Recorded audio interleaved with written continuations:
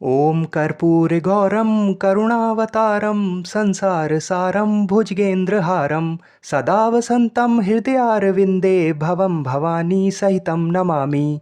बोलिए श्री शंकर पार्वती भगवान की जय। नमस्कार मित्रों, स्वागत है आपका अपने चैनल गुरुवाणी में। प्रदोष का दिन भगवान भोलेनाथ के भक्तों के लिए बड़ा ही विशेष दिन होता है। सावन महीने के बाद भादो मास में पड़ने वाला पहला प्रदोष व्रत 24 अगस्त दिन बुधवार को रखा जाएगा। आज के इस वीडियो में हम आपको बताएंगे कि 24 तारीख को त्रयोदशी तिथि कितने बजे से लेकर कितने बजे तक है और इस दिन पूजा के लिए सबसे महत्वपूर्ण प्रदोष काल कितने बजे से लेकर कितने बजे तक रहेगा। और वीडियो के अंत में बुध प्रदोष की व्रत कथा को भी सुनाएंगे। जब भी प्रदोष का व्रत बुधवार के दिन पड़ता है तो इसका महत्व इसलिए भी बढ़ जाता है कि बुधवार का दिन भगवान श्री गणेश को समर्पित होता है और भगवान श्री गणेश भगवान श्री शंकर पार्वती जी के पुत्र हैं। इसलिए तीनों की संयुक्त रूप से पूजा करने का अद्भुत संयोग प्राप्त होता है। भगवान गणेश सुख संपत्ति बुद्धि इन सभी को देने वाले भगवान हैं और अपने से ज़्यादा अपने माता पिता की पूजा से भगवान गणेश प्रसन्न होते हैं। तो आइए जानते हैं कि इस दुर्लभ संयोग का कैसे पूरा लाभ उठाया जा सकता है। प्रदोष के दिन सुबह उठकर सबसे पहले भगवान शंकर पार्वती जी का मन ही मन ध्यान करें और फिर अगर नदी में नहाना संभव ना हो तो अपने घर के ही जल में थोड़ा सा गंगा जल मिलाकर स्नान करें और सफ़ेद या पीले रंग के वस्त्र धारण करें। फिर सूर्य देवता को अर्घ्य दें और फिर अपने घर के मंदिर में एक घी का दीपक प्रज्वलित करें और अपने हाथ में थोड़े से फूल और कुछ पैसे लेकर भगवान शंकर पार्वती जी और गणेश जी का ध्यान करते हुए व्रत का संकल्प करें और भगवान से कहें कि इस व्रत को पूरा करने में हमारी सहायता करें और हमारी समस्त मनोकामनाओं को पूर्ण करें।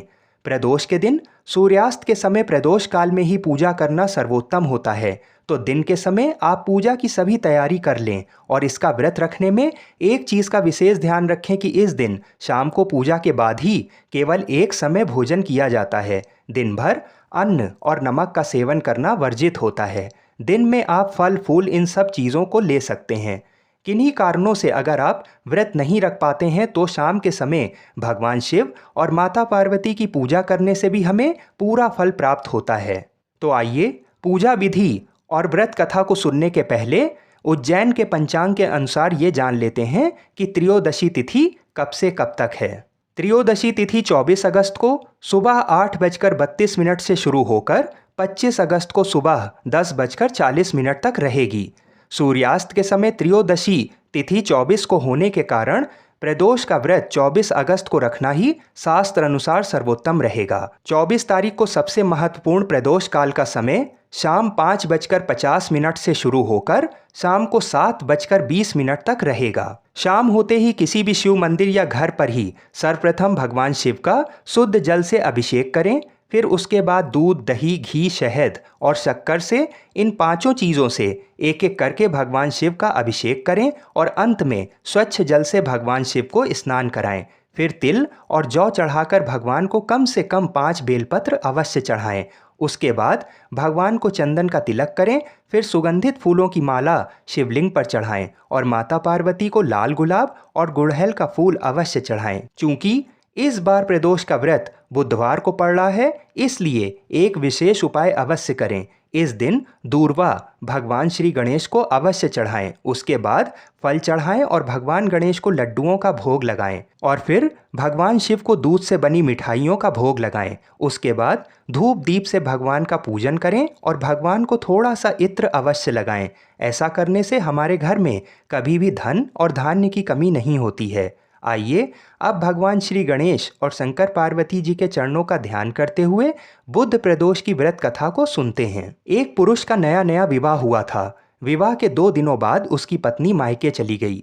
कुछ दिनों के बाद वह पुरुष पत्नी को लेने उसके यहाँ गया। बुधवार को जब वह पत्नी के साथ लौटने लगा तो ससुराल पक्ष के लोगों ने उसे रोकने का प्रयत्न किया कि विदाई के लिए बुधवार शुभ नहीं होता है, लेकिन वह नहीं माना और पत्नी के साथ चल पड़ा। नगर के बाहर पहुंचने पर पत्नी को प्यास लगी। पुरुष लोटा लेकर पानी की तलाश में चल पड़ा। पत्नी एक पेड़ के नीचे बैठ गई। थोड़ी देर बाद पुरुष पानी लेकर वापस लौटा तो उसने देखा कि उसकी पत्नी किसी के साथ हंस हंस कर बातें कर रही है और उसके लोटे से पानी पी रही है। यह देखकर उसको क्रोध आ गया। वह निकट पहुंचा तो उसके आश्चर्य का कोई ठिकाना ना रहा। उस आदमी की सूरत उसी की भांति थी। पत्नी भी सोच में पड़ गई कि एक ही शक्ल के दो पुरुष कैसे हो सकते हैं। फिर दोनों पुरुष झगड़ने लगे, भीड़ इकट्ठा हो गई। हम शक्ल आदमियों को देख वे भी आश्चर्य में पड़ गए। उन्होंने स्त्री से पूछा, उसका पति कौन है? वह खुद आश्चर्यचकित हो गई कि मुझे नहीं पता।